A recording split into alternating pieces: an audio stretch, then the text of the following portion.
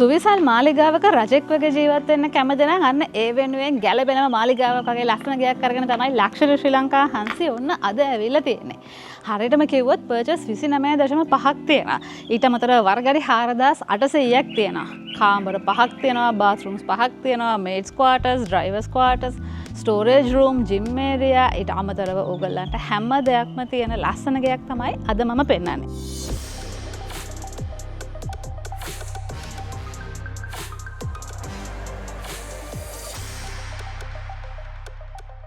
ඉතින් මේ නිවස ගැන කිව්වොත් හරියටම රාජගිරිය සහ බත්තරමුල්ල අතර මැද ඒ කියන්නේ වල්පොල ප්‍රදේශයේ තමයි මේ ගෙදර තියෙන්නේ.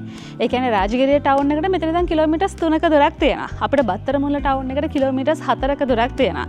ඉතින් ඔයගොල්ලෝ දන්නවනේ මේ ඒරියා එකේ පර්චේස් 29ක මේ වගේ නිවසක් කියන්නේ කොයිතරම් වටිනවද කියලා.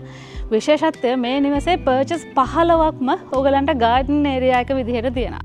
ඉතින් සම්පූර්ණයෙන්ම තනකොළ වලින් වටවෙච්ච මේ වගේ ගස් කොළන් වලින් පිරිච්ච කුරුල්ලොන්ගේ සද්ද ඇහෙන හරිම කාම් වයිබ් එකක් තියෙන හරිම නිදහස් වයිබ් එකක් තියෙන තැනක තමයි අද මම කතා කරන මේ සුවිසල් මන්දිරේ මේ ලස්සන නිවස පිහිටා තියෙන්නේ. ඉතින් සම්පූර්ණයෙන්ම කිව්වොත් තට්ටු 4කට තමයි අද මම කතා කරන මේ නිවස හැදිලා තියෙන්නේ. ඉතින් ගොඩක් ලොකුවට සුවිසල් විදිහට ඔයගලන්ට නිවස පිටතින්ම මේ නිවස බලා ගන්න පුළුවන්. ඔයගලන්ට ගාඩන් ඒරියා එකේ ඇති තරම් ගාඩනින් කරන්න, දරුවන්ට සෙල්ලම් කරන්න, එහෙම නැත්නම් වාහන පාක් කරන්න, පාටි එකක් තියෙන වෙලාවට පාවිච්චි කරන්න හොඳ ස්පේස් එකක් තියෙනවා. ඉතින් අර තමන්ගේ ප්‍රෙස්ටිජස් ලුක් එක පෙන්වන්න ඒ විදිහටම ගැලපෙන සුදුසු නිවසක් හොයන කෙනෙක් නම් අන්න ඒ වෙනුවෙන් අයිඩියල් ගෙයක් තමයි මම ඔයාලට අරගෙන ආවේ. ඉතින් නිවස ඉස්සරහෙන් අපිට මේ වගේ ෆිෂ් පොන්ඩ් එකක් තියෙනවා. ඉතින් ගෙදරට එන්ටර් වෙන්න අපිට එන්ට්‍රන්ස් 3ක් තියෙනවා. මේ සයිඩ් එකෙන් වගේ මේ හැපැත්තෙනුත් අපිට එන්ට්‍රන්ස් 2ක් තියෙනවා. ඉතින් නිවස එළියෙන් බලද්දී ඔයගලන්ට සම්පූර්ණයෙන්ම සුදු පැහැයෙන් තමයි කලර් වෙලා තියෙන්නේ. ඊට අමතරව අපිට ග්ලාස් වලින් තමයි මේ වගේ ස්ලයිඩින් වින්ඩෝස් තියෙන්නේ. ඉතින් නිවස ඇතුළත පඩිපෙළ පේන විදිහට තමයි අපිට සම්පූර්ණයෙන්ම එළියෙන් බලද්දී මේ හැම දෙයක්ම නිමා වෙලා තියෙන්නේ. එහා පැත්තෙනුත් ඔයගලන්ට නිවසට එන්ටර් වෙන්න මේන් එන්ට්‍රන්ස් එකක් තියෙනවා. ඉතින් මං ඉස්සෙල්ලාම මෙතනින් එකයි යන්න. ඒ වගේම තව චූටි දෙයක්.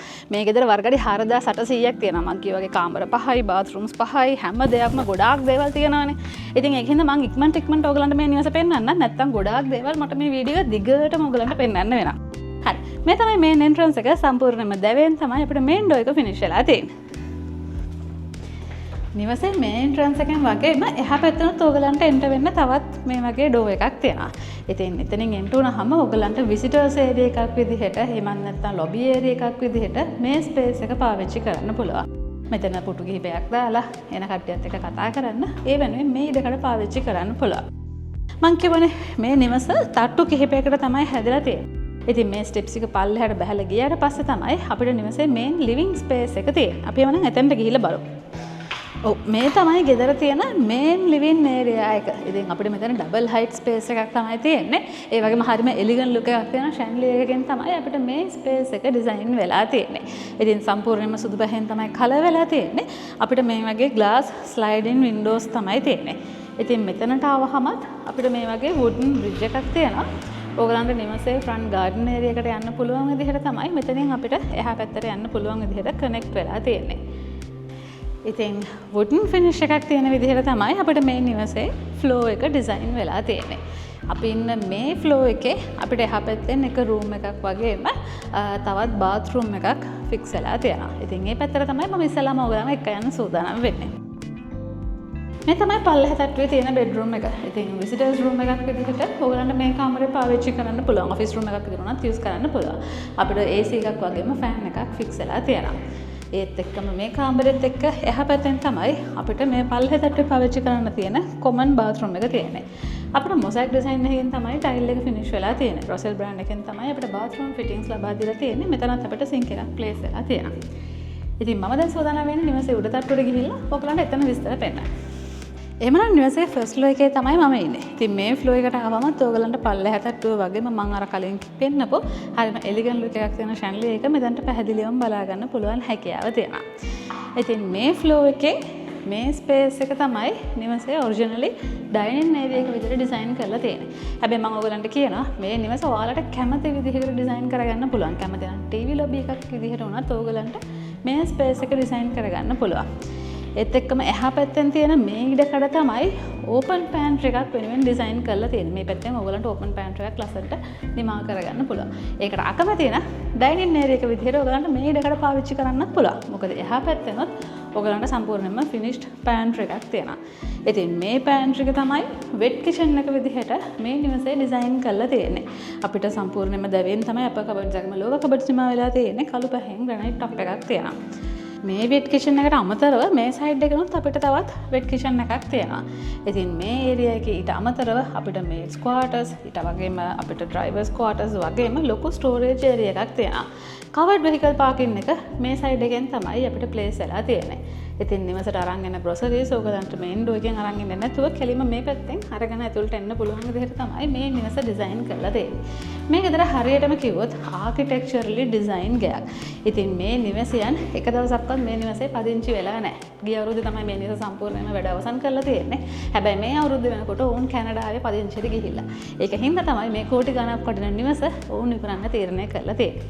එහෙමනම් උඩ තට්ටුවට ගිහිල්ලා බෙඩ්රූම්ස් බලන්න තමයි මම දැන් සූදානම් වෙන්නේ. එහෙමනම් මේ ලස්සන නිවසේ සෙකන්ඩ් ෆ්ලෝර් එකට තමයි මම ඇවිල්ලා තියෙන්නේ. ඉතින් මේ ෆ්ලෝර් එකේ තමයි අපිට මාස්ටර් බෙඩ්රූම් එක තියෙන්නේ. ඊට අමතරව අපිට මේ ස්පේස් එක තමයි නිවසේ ටීවී ලොබි එක විදිහට පාවිච්චි කරන්න ඩිසයින් වෙලා තියෙන්නේ. හොඳ සීලින් හයිට් එකක් තියෙනවා. ඒ වගේම ෆිනිෂ් රූෆ් එකක් තමයි ප්ලේස් වෙලා තියෙන්නේ. මේ සයිඩ් එකෙන් අපිට ලයිට් එකක් තියෙනවා. ඉතින් මේ පැත්තෙන් අපිට සම්පූර්ණයෙන්ම බල්කනි ස්පේස් එකක් ලබා දීලා තියෙනවා. හරි. මේ තමයි නිවසේ මාස්ටර් බෙඩ්රූම් එක. ඉතින් මාස්ටර් බෙඩ්රූම් එකට ආවමත් ඔයගලන්ට පේනවා ගොඩක් හොඳ ස්පේස් එකක් ඇතුළේ තමයි මේ කාමරේ නිමා වෙලා තියෙන්නේ. අපිට ෆිනිෂ් රූෆ් එකක් වගේම ෆෑන් එකක් සහ AC එකක් ෆික්ස් වෙලා තියෙනවා. නිවසේ ෆ්‍රන්ට් ඒරියා එක පැත්තට තමයි අපිට මේ බල්කනි ස්පේස් එක ඩිසයින් වෙලා තියෙන්නේ. ඉතින් සම්පූර්ණයෙන්ම සුදු පහෙන් තමයි මාස්ටර් බෙඩ්රූම් එකක් නිමා වෙලා තියෙන්නේ. කාමරය ඇතුළට හොඳට ඉරෙලිය ලැබෙන විදිහට අපිට ග්ලාස් ෆික්ස් කරලා තියෙනවා. ඊට අමතරව වුඩන් ෆිනිෂ් එකක් තියෙන විදිහට තමයි අපිට සම්පූර්ණයෙන්ම ෆ්ලෝර් එකත් ඩිසයින් වෙලා තියෙන්නේ. මාස්ටර් බෙඩ්රූම් එකේ මේ සයිඩ් එකෙන් තමයි අපිට ක්ලෝසෙට් ඒරියා එක ඩිසයින් වෙලා තියෙන්නේ. ඔයගොල්ලන්ගේ ඇඳුම්, සපත්තු, බෑග්ස් ඒ හැම දෙයක්ම ලස්සනට පිළිවෙලකට තියාගන්න පුළුවන් විදිහට මෙතන ඩිසයින් වෙලා තියෙනවා. ඊට අමතරව මේ සයිඩ් එකනොත් අපිට තවත් බල්කනි ස්පේස් එකක් තියෙනවා. ඉතින් නිවසේ බෑක් යાર્ඩ් ඒරියා එක පැත්තට තමයි අපිට මේ බල්කනි ස්පේස් එක නම් ඕපන් වෙන්නේ.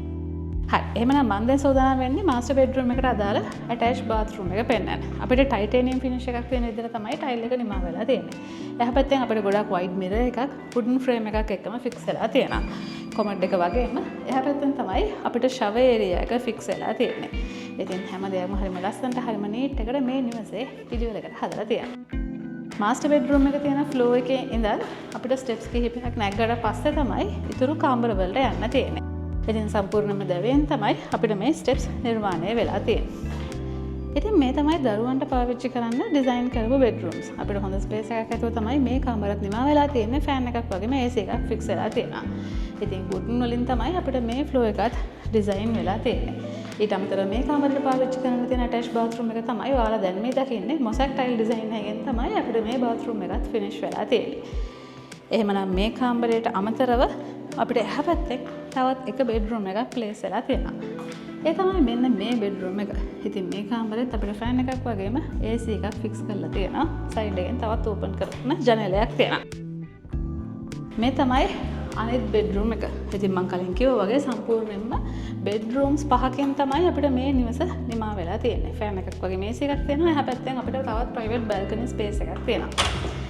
වුඩන් තීම් එකට තමයි අපිට මේ ෆ්ලෝ එකත් නිමා වෙලා තියෙන්නේ. ඉතින් දැන් මම පෙන්නපු කාමර දෙකට වගේම මේ ෆ්ලෝ එකේ පාවිච්චි කරන්න තියෙන කොමන් බාත්රූම් එක තමයි ඔයාලා දැන් මේ දකින්නේ. බාත්රූම්ස් හැම එකක්ම එකම ඩිසයින් එකෙන් වගේ තමයි අපිට නිමා වෙලා තියෙන්නේ. මේ තමයි ලොන්ඩ්‍රි සහ ලිනන් රූම් එක. ඉතින් ඔයගලන්ට වොෂින් මැෂින් එක ප්ලේස් කරගන්න, ඇඳුම් හොද ගන්න, ඇඳුම් අයන් කරගන්න ඒ වෙනුවෙන් මේ ඉඩකඩ පාවිච්චි කරන්න පුළුවන්. ඉතින් මේ විදිහට පිරිසිදු කරගත්ත ඇඳුම් ටික ලේසියෙන්ම වේල ගන්න තමයි අපිට මේ සයිඩ් එකෙන් මේ ඕපන් ස්පේස් එක ඩිසයින් වෙලා තියෙන්නේ. ඇඳුම් ටික ඔයගලන්ට වේල ගන්න මේ බල්කනි ස්පේස් එක එහෙම නැත්නම් මේ රූෆ් ටොප් ඒරියා එක පාවිච්චි කරන්න පුළුවන්. හරි. තවත් එක ෆ්ලෝ එකක් තියෙනවා. එහෙනම් එතනට තමයි අපි දැන් යන්න සූදානම් වෙන්නේ.